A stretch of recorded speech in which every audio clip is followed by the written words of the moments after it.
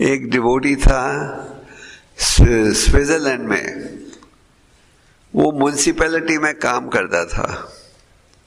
तो उसका काम था ये देखना, वो जो कचरे के म्युनिसिपल ट्रक आते ना कचरा उठाने के लिए, तो वो देखता था ये कचरा क्या कचरा उठाया है। तो उस कचरे में एक दिन उसको 2-3 किताबें मिली। किसी ने किताबें खरीद कर कचरे में फेंक दिया होगा। तो वो कचरे, वो उसकी नौकरी थी देखना कि कचरे के डब्बे में क्या आ रहा है। तो उसने देखा कि 2-3 किताबें वो कचरे में किसी ने फेंक दी थी और कचरे के ट्रक में आई थी। तो उसने वो किताबों को ले लिया और पढ़ना शुरू कर दिया। फिर मंदिर जाना शुरू कर दिया और भक्त बन गया। और ये किताबें कहाँ मिली उन्हें? कहाँ? कचरे के डब्बे में। किसी ने खरीदा और किताब को फेंक दिया कचरे के डब्बे में। तो उसने वो कचरे के डब्बे की किताब उठाकर पढ़ना शुरू कर दिया।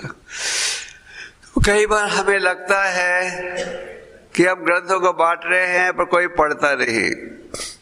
ये गलत है। हाँ, ये बेशक सब व्यक्ति नहीं पढ़े, पर इन ग्रंथों में इतनी शक्ति है। प्रभुपाद जी ने कहा, प्रभुपाद जी के शब्दों में, अगर आप ग्रंथों को पढ़ोगे तो सबसे अधिक लाभ मिलेगा।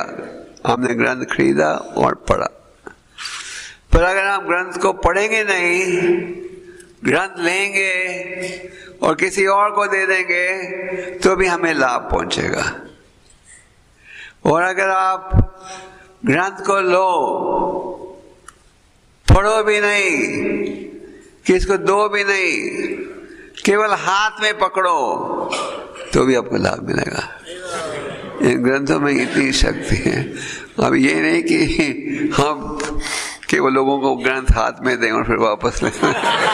कहने का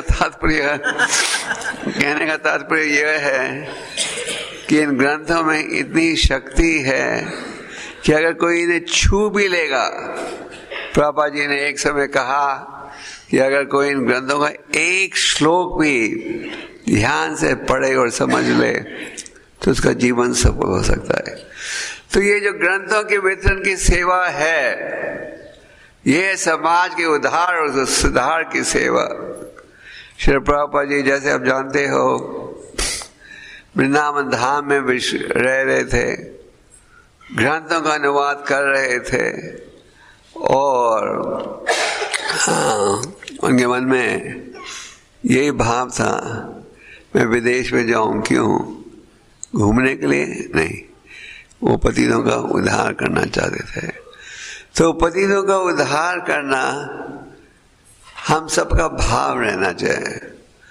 पर कई बार हम सोचते हैं कि हमारे में तो ये योग्यता नहीं है, हम तो प्रहलाद महाराज जैसे नहीं हैं, हम तो हरिदास ठाकुर जैसे नहीं हैं, हमारे में ये भाव थोड़ी है।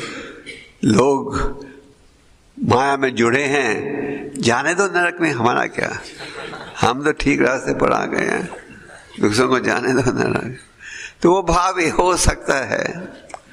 पर अगर आप साधु संगत में रहोगे, ग्रंथों का अध्ययन करोगे, तो प्रचार की महिमा के विषय में भी सुनते जाओगे।